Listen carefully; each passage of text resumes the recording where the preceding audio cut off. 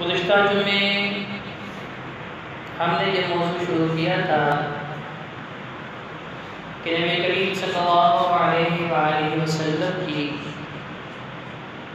سنتوں میں سے ایسے اعمال کے اوپر گفتگو کی جائے کہ جو عمل اللہ کے ہاں بڑے اجر و ثواب والے، بڑی اہمیت والے ہیں،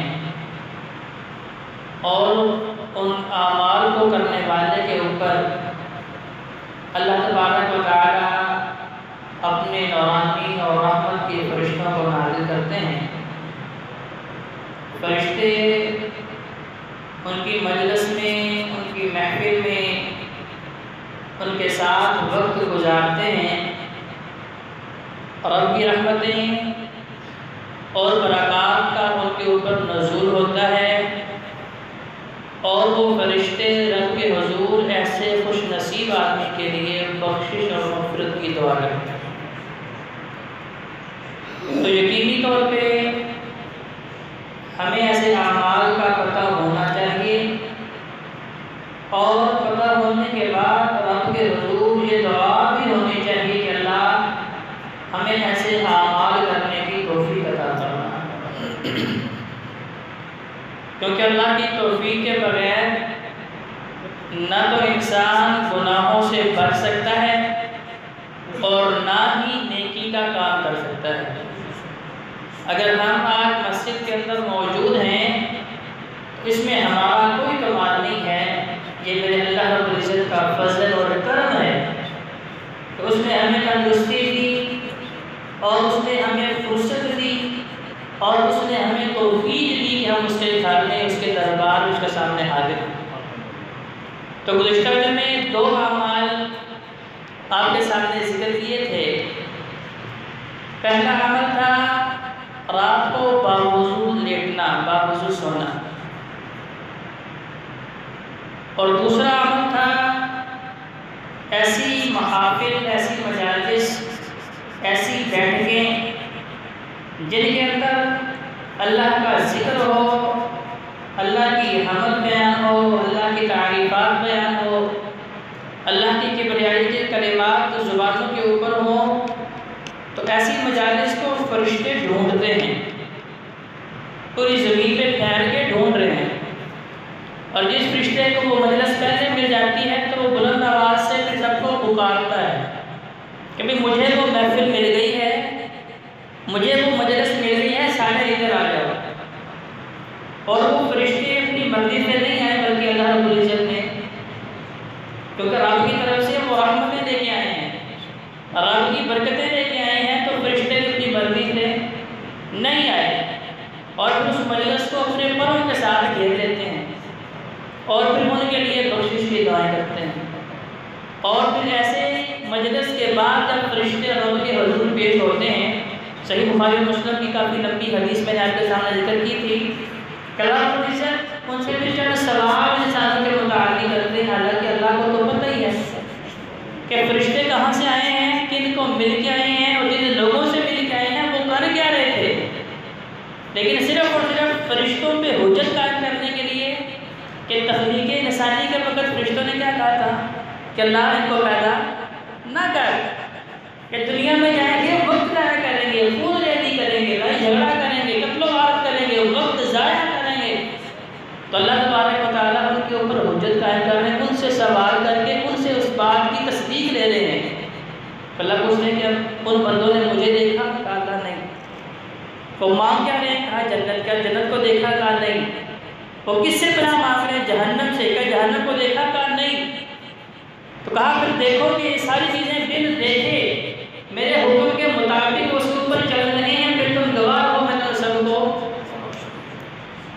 تو گویا کہ پھر ہمیں اپنی محفلوں میں رب کا ذکر کرنا ہے، چاہے ہم 2 بندوں کی محفل ہے، چاہے 3 کی ہے، چاہے مسجد میں ہے، چاہے دکان پہ ہے، چاہے گھر میں ہے، بیوی بچوں کے ساتھ مجلس ہے، دوستوں کے ساتھ مجلس ہے، یا اپنے ماتحتوں کے ساتھ فیکٹری کارخانے میں مجلس ہے، کیونکہ میرا اللہ تو سمیع ہے، ہر وقت سننے والا ہے، میرا اللہ بصیر ہے، ہر وقت دیکھنے والا ہے، میرا اللہ خبیر ہے، میری ہر حرکت سے وہ واقف ہے، میرے دل کے اندر جو خیالات کو وسوسے پیدا ہو رہے ہیں وہ تو ان کو بھی جانتا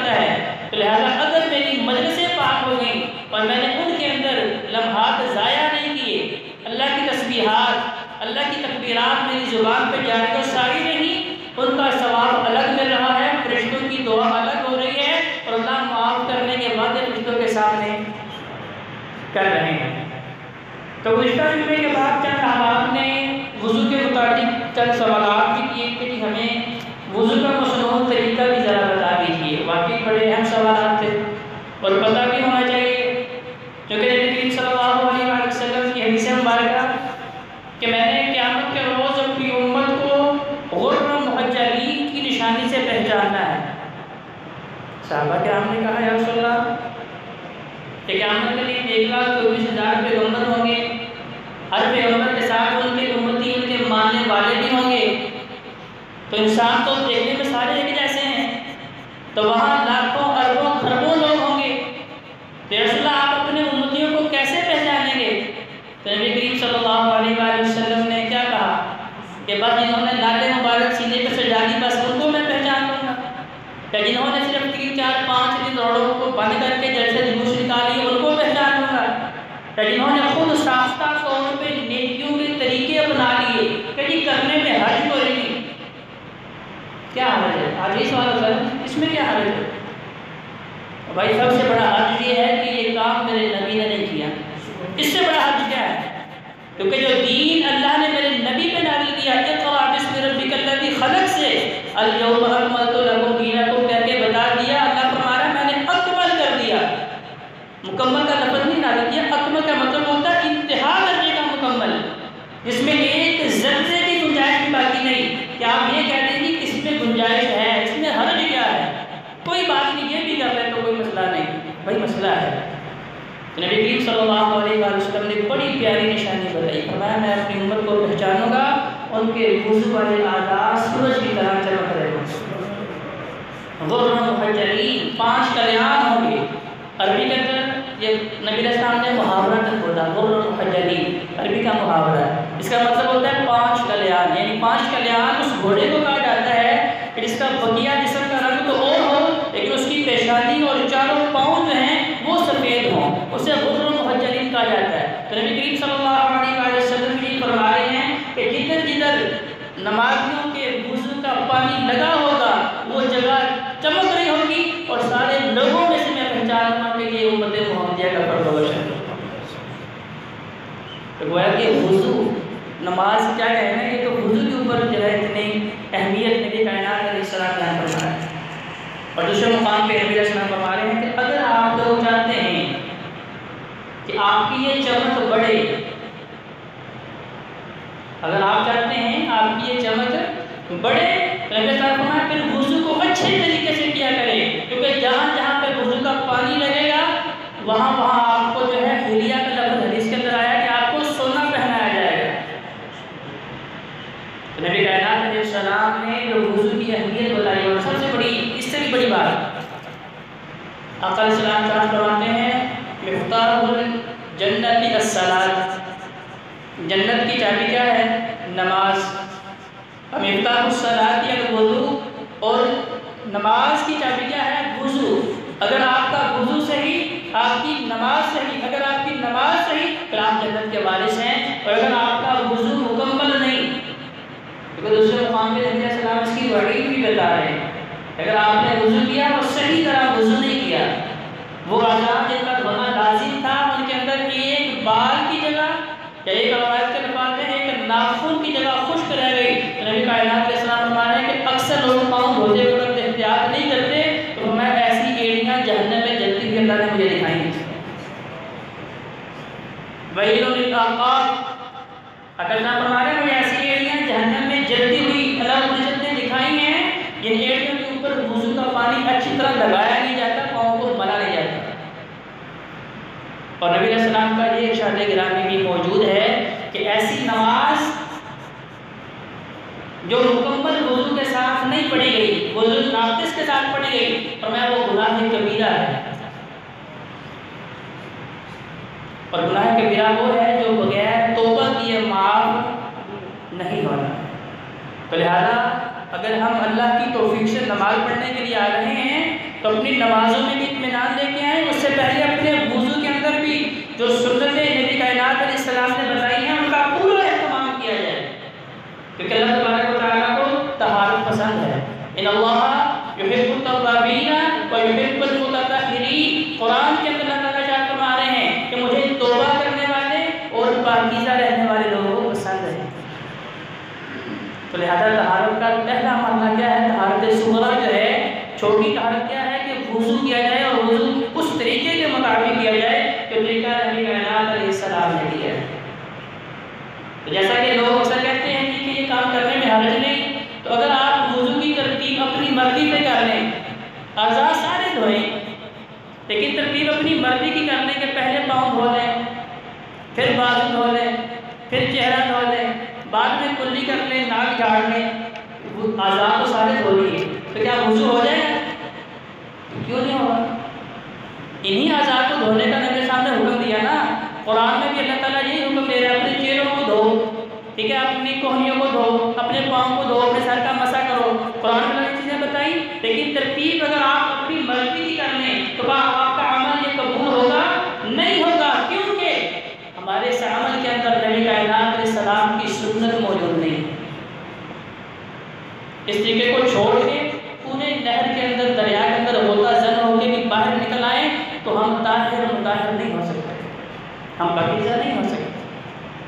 ہم پاک اسی وقت ہوں گے جب نبی کائنات علیہ السلام کے طریقے کو اختیار کریں گے. تو وضو کی سنت، سب سے پہلی سنت، اس سے پہلے بسم اللہ پڑھا جائے. بخاری کے اندر، جامع ترمذی کے اندر یہ حکم نبی علیہ السلام نے ارشاد فرمایا کہ وضو سے پہلے بسم اللہ پڑھو. اب صرف اتنے ہی الفاظ حدیث کے اندر موجود ہیں، لیکن محدثین کے اندر دو آراء موجود ہیں. کچھ یہ بھی کہہ رہے ہیں کہ اگر آپ کو بھی پڑھ لیں تو پڑھی جا سکتی ہے، لیکن زیادہ تر محدثین کی رائے یہی ہے کہ کیونکہ نبی علیہ السلام نے صرف اتنا ارشاد فرمایا بسم اللہ سے اپنے وضو کی ابتدا کو، لہذا بسم اللہ پڑھ کے تو اپنے وضو کو شروع کیا. پھر ہمارے ہاں تو یہ ٹوٹیوں اور نلکوں کا اہتمام ہے. پرانے وقتوں میں آپ کسی بڑے برتن سے پانی نکال کے تو وضو کرتے تھے. نبی صاحب نے فرمایا کہ وضو کرتے وقت آپ نے پہلے پانی کو باہر نکال کے اپنے ہاتھوں کو دھونا ہے. اپنا ہاتھ ڈائریکٹ اس پانی کے اندر نہیں ڈالنا، کیونکہ اگر آپ کا ہاتھ نجس ہے، ناپاک ہے، اور آپ نے اس کے اندر ہاتھ ڈال کے پانی نکالا ہے تو پھر آپ نے سارے پانی کو نجس اور ناپاک کر دیا. تو پہلے کسی برتن سے پانی کو باہر نکال لیں، لیکن ہمارے یہاں چونکہ سہولت ہے، ٹوٹی کی کھولا تو ٹھیک ہے، ہاتھوں کو پاک کر دیا، 3 مرتبہ دھویا. پھر کلی اور ناک میں پانی جو ہے چڑھانا ہے 3 مرتبہ. جامع ترمذی کی حدیث کے 3 مرتبہ نبی کائنات علیہ السلام نے کلی کی، اور کلی کرتے وقت جو ہے غرارہ کیا، اپنے حالت تک پانی کو دے کے. وضو کرتے وقت ہم غرارہ نہیں کرتے، اور پھر نماز میں بار بار کھانستے ہوتے ہیں. جب ہم کھانا کھا کے آتے ہیں تو اس کی رطوبتیں اور اس کی چکنائی ہمارے حلق میں موجود ہوتی ہے. تو وضو کرتے وقت ہم بس ظاہری طور پہ کلی کی اور آگے پھر نماز میں بار بار کھانسنے کی وجہ سے ہماری توجہ اور رجوع نماز میں نہیں ہوتا. نبی کائنات علیہ السلام فرماتے ہیں کہ اچھی طرح غرارہ کریں، اور پھر فرمایا 3 مرتبہ ناک میں پانی چڑھائیں اور 3 بار جھاڑیں. کہ جامع ترمذی کی حدیث، صحیح بخاری کی حدیث یہ ہے کہ نبی علیہ السلام ایک ہی چلو سے پانی لیتے، آدھے سے کلی کرتے اور آدھا پانی اپنے ناک میں چڑھاتے. 2 طریقے. صحیح بخاری میں یہ ہے کہ ایک ہی مرتبہ پانی لیا، آدھا منہ میں آدھا ناک میں، پھر دوسری مرتبہ لیا، پھر تیسری مرتبہ لیا. یعنی کہ ایک مرتبہ پانی لینے سے آدھے سے کلی کر رہے ہیں، آدھے سے ناک صاف کر رہے ہیں اور بعد میں جھاڑ رہے ہیں. تو باقی دونوں طریقے درست ہیں، دونوں کیے جا سکتے ہیں. ناک کے بارے میں بھی نبی صاحب نے خاص طور سے فرمایا کہ پانی چڑھانا بھی ہے اور پھر اسے جھاڑنا بھی ہے. جب اس وقت ہم اہتمام نہیں کرتے تو پھر نماز میں سارا وقت جو ہے ناک کے ساتھ ہی کھیلتے رہتے ہیں. نماز کیا ہے؟ یہ مومن کی معراج ہے.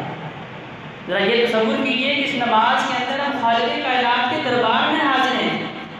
اگر ہمارے شہر کے کسی بڑے حکومتی عہدیدار کے ساتھ ملاقات ہو اور اس کے دفتر میں اس کے سامنے کھڑے ہوں، اس سے گفت و شنید کر رہے ہوں، اور وہ ہم سے ہم کلام ہو، ہم سے باتیں کر رہا ہو، اور ہم کبھی کہیں سے خارج کر رہے ہوں، کبھی کپڑے درست کر رہے ہوں، کبھی بال سیدھے کر رہے ہوں، تو کہہ رہے ہیں اتنا غیر اخلاقی انسان ہے. اسے اداب مجلس کا ہی نہیں پتا، اسے پتہ ہی نہیں کہ کسی بڑے آدمی کی مجلس میں کیسے جاتے ہیں. تو یہ تو ایک عام سا انسان ہے. تو وہ دیکھیں رب کائنات، خالق کائنات، زمین و آسمان کا نظام چلانے والا رب، جس کے ہاتھ میں میری اور آپ کی زندگی ہے، اس کے دربار میں حاضر ہیں تو ہماری توجہ کا عالم یہ ہے کہ کبھی کپڑے درست کر رہے ہیں، کبھی داڑھی سے کہہ رہے ہیں، کبھی بال سیدھے کر رہے ہیں، کبھی ناک میں خارج کر رہے ہیں، اور یہ ساری وہ حرکتیں ہیں جن سے میری نماز کے نمبر کم ہو جاتے ہیں۔ نماز ہوتی یا نہیں ہوتی ہے تو اللہ تعالیٰ جانتے ہیں، لیکن نبی علیہ السلام نے فرمایا کہ نماز کے 100 نمبر ہیں، اس میں جس قدر خضوع زیادہ ہے، جس قدر اس کے اندر توجہ زیادہ ہے، جس قدر اس کے اندر انعمات زیادہ ہے، اتنے نمبر زیادہ ہیں۔ لیکن ہماری نمازوں کا تو اللہ ہی حافظ ہے کہ دنیا جہان کے سارے حساب ہم نے نماز کے اندر کرنے ہیں۔ دکان کا حساب، گھر کا حساب، بلوں کا حساب، بچوں کی تعلیم کا حساب، گمشدہ چیزوں کو نماز میں ڈھونڈنا ہوتا ہے، بلکہ مذاکر بھی کیا لیتے ہیں، چیز نہیں مل رہی، نماز شروع کرو آپ کو ابھی یاد آ جائے گا۔ استغفر اللہ العظیم۔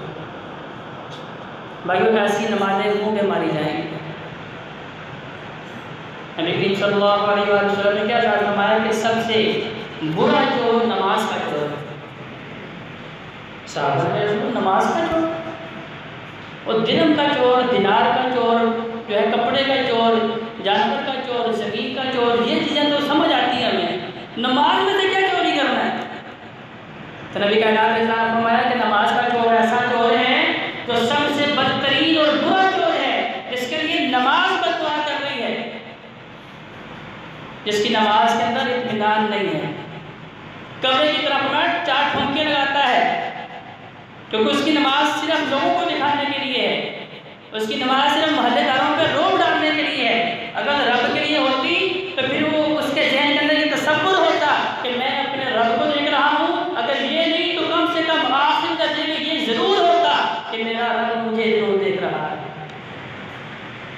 لہذا اپنی نمازوں کے اندر یہ تصور پیدا کیجیے کہ میں اپنے رب کے دربار میں حاضر ہوں اور میں اپنے رب سے باتیں کر رہا ہوں۔ جیسا کہ حضرت علی رضی اللہ تعالیٰ عنہ فرمایا کرتے تھے کہ اگر میرا دل کرتا ہے کہ میں اپنے رب سے ہم کلام ہوں، اپنے رب سے باتیں کروں، تو میں نماز شروع کر دیتا ہوں، نماز پڑھنا شروع کر دیتا ہوں۔ اور اگر میرا دل کرتا ہے کہ میں اپنے رب کی باتیں سنوں، میں قرآن پڑھنا شروع کر دیتا ہوں۔ دیکھیں دونوں ہی کتنی عمدہ مثالیں ہمارے سامنے، ان کے نام کے نعرے کو لگانا ہمیں پتہ ہے، ان کی حمایت کرنا تو ہمیں پتہ ہے، لیکن جن اعمال کی وجہ سے نبی کائنات علیہ السلام نے ان کی فضیلت بیان فرمائی، ان کی سیرت کا ہمیں پتہ ہی نہیں ہے کہ انہوں نے اس درجے کو حاصل کیسے کیا ہے۔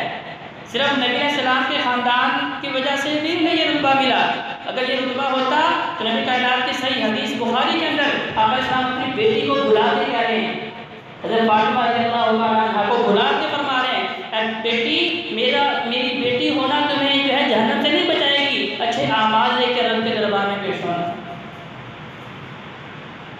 لہٰذا اپنی نمازوں میں توجہ پیدا کرے، وضو پیدا کرے، اور وہ کب ہوگا جب ہمارا وضو اچھا ہوگا۔ تو ناک میں 3 مرتبہ پانی چڑھائیں، اس کے بعد 3 مرتبہ ناک کو الٹے ہاتھ کے ساتھ جھاڑیں، اچھی طرح صاف کریں، پھر 3 مرتبہ اپنے چہرے کو دھوئیں، پیشانی سے لے کے نیچے حلق تک، اور ایک کان سے لے کے دوسرے کان تک اچھی طرح 3 مرتبہ چہرے کو دھوئیں۔ یہ آنکھوں کے یہ والی جو جگہ ہے اکثر خشک رہ جاتی ہے، ہمارے یہاں پہ بھی ملیں، اور اگر داڑھی ہے تو داڑھی کا بھی خیال کریں، داڑھی کو بھی تر کریں۔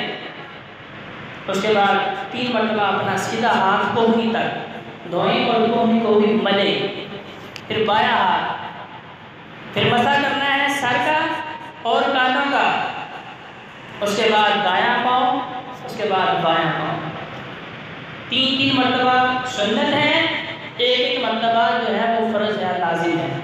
اگر آپ 1 مرتبہ دھوئیں پھر بھی آپ کا وضو ہو جائے گا، 2 مرتبہ اعضاء کو دھوئیں پھر بھی ہو جائے گا، 3 مرتبہ دھوئیں پھر بھی ہو جائے گا، لیکن اگر آپ 3 سے آگے بڑھ جائیں گے تو آپ کا وضو ختم ہو جائے گا، آپ کو دوبارہ نئے سرے سے کرنا پڑے گا۔